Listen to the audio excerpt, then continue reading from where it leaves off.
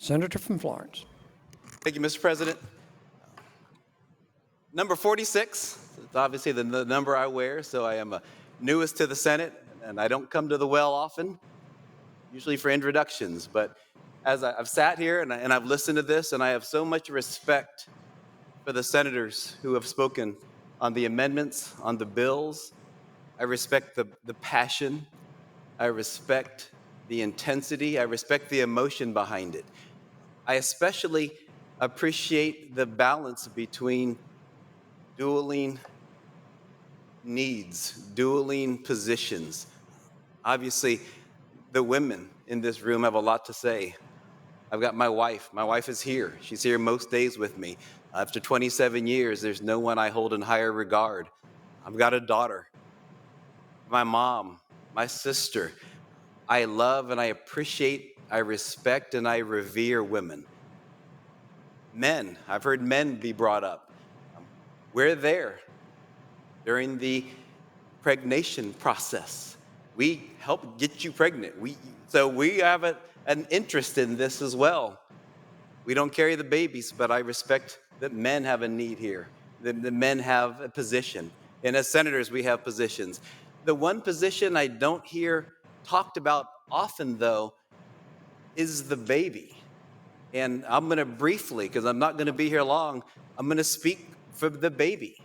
Because as someone who was adopted after being born to a 14-year-old girl who was scared to death. And for those that will ask, well, how do you know how she felt? It's a longer story for another day, but when I was 18, just through pure God's providence and wild life, I met her. Unexpected, came out of nowhere, but I met her. And I talked with her, and I know how she felt because she shared with me. She was, in very quick summary, she was 14, had sex with her 15-year-old boyfriend, got pregnant, neither expected it. 1971, and at the time in 1971, abortion was not legal in the state of Ohio. But she got pregnant and was scared out of her mind because she really had three options.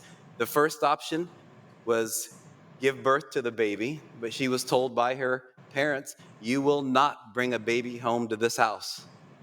The second option was keep the baby and try to make it work with her boyfriend, but that was quickly taken off the table because he left and wanted no part of that. The third option was to try to find an abortion because abortion wasn't legal. In talking to her after the fact, 18 years later, she said it was the hardest decision she ever made, but she had one goal in mind, which was to give that baby in her stomach a chance, an opportunity. She had no clue how it was going to turn out. She said for 18 years she struggled with the questions of, did he have a good life? Did he have a bad life? Was he happy? Was he unhappy? Did he resent me for birthing him and giving him up? So many questions, and I really do believe it was God's grace that allowed her to meet me and ask me how I felt about it. But in talking to her, realizing that the one voice that she listened to, and she didn't discount her voice or how hard it would be to be at 14, but in talking to her, she said the one person that she wanted to consider was that child that she birthed and was never able to hold even, because she said she wanted me to have a chance. Now, I don't expect my story to convince anyone. I understand, but for the most part, we're probably entrenched on what we're going to do and how we're going to vote, and I respect that. So I'm not trying to impugn anyone's position. I'm not trying to really convince anyone. The law that made abortion illegal in 1971 is probably why I'm here today, because she said, they were friends who told me that I could find an abortion. It was dangerous, but I probably could find someone. But she said she knew it was illegal. And that helped her mindset to say, if it's illegal and I want this child to have a chance, I'm going to go ahead and have this baby. Now, from there, my life wasn't perfect, but I had the opportunity. When constituents have reached out and they've said, what about the mother? What about the mother? And I respond to hopefully every constituent I see, I care about the mother. I really do. But I also care about the snuffed out opportunity that could be that young man or that young woman. Doesn't mean life's going to be great, but don't they deserve the same opportunity that I received?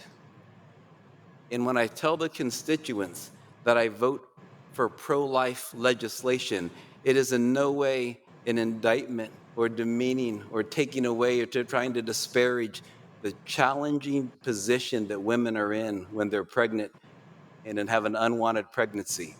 But I simply am here to advocate on behalf of that child because they have an opportunity if they're given birth. They have an opportunity to become something wonderful in life.